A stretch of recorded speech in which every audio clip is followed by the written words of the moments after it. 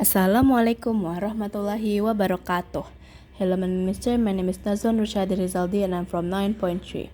So today for the HE program, I'm gonna read the transcript that was sent to me by the teachers. So without any further ado, let's get into the video. Speaker A. I'll never forget the first time I met our new contact from RetroLink, one of our top 5 customers. I had traveled to their office to meet him in person, talk about the history of our companies together, and define a shared vision for future cooperation. I wanted to focus on building a good relationship with him, which would be a good foundation for working together. So when we met, I wanted to make a good impression and also show him respect. I greeted him with a handshake and addressed him by his surname. When I put my hand out, I realized he had been moving in to give me a hug, so we did an awkward mixture of the two. Also, where I greeted him by his surname, he responded politely, though he used my first name. It was all a little uncomfortable. In this situation, I guess I made assumption about the level of formality he expected. Even though he had never met me before, he knew our two companies had been doing business with each other for years, and he wanted to build on that history by being less formal with me from the beginning. The real learning here for me was that I shouldn't assume we all have the same ideas about meeting people for the first time. Speaker B. I'd never worked with a virtual team on an international project before. It was quite exciting, though also challenging to work with people from different countries, many of whom I would never actually get to meet in person. There were a lot of things that were different about working in the same office, and it was quite challenging at the beginning. For example, there were different time zones, different IT systems, and even different local regulation, which impacted on what each person was allowed to or able to do for the project. There were also interpersonal differences, such as different ways of working, approaches to deadlines, and when to reply to emails. And we shouldn't forget the fact that English was the project language and that most people on the team had to work in a language which wasn't their first. A positive of this was that it meant that everyone, including the native English speakers, had to make the effort to communicate clearly and clarify their own and everyone else's understanding.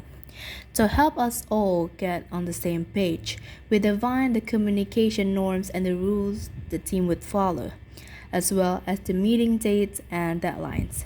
We laid this all out in a document called a team or project charter. This was really useful, and in the end, the project was a great success.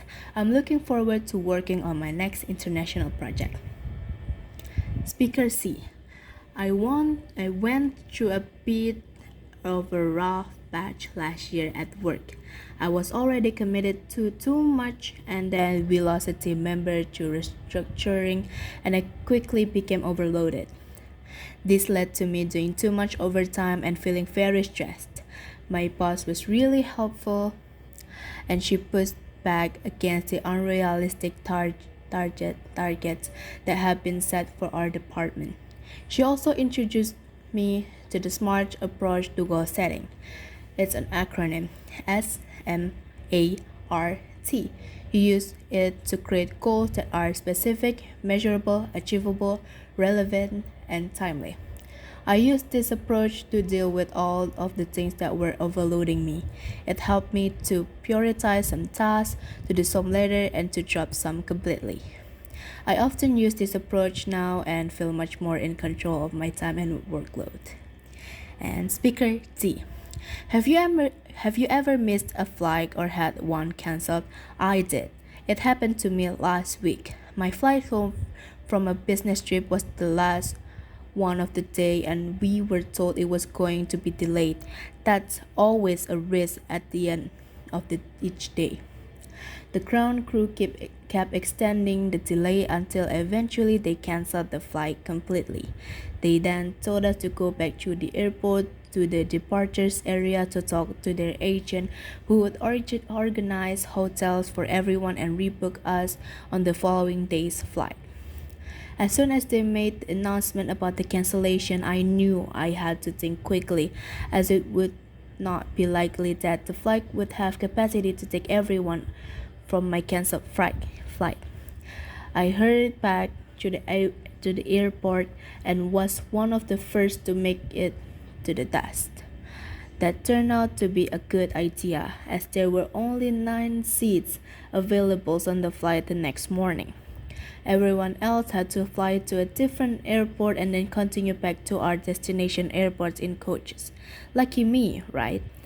So I think that's it. Wassalamualaikum warahmatullahi wabarakatuh.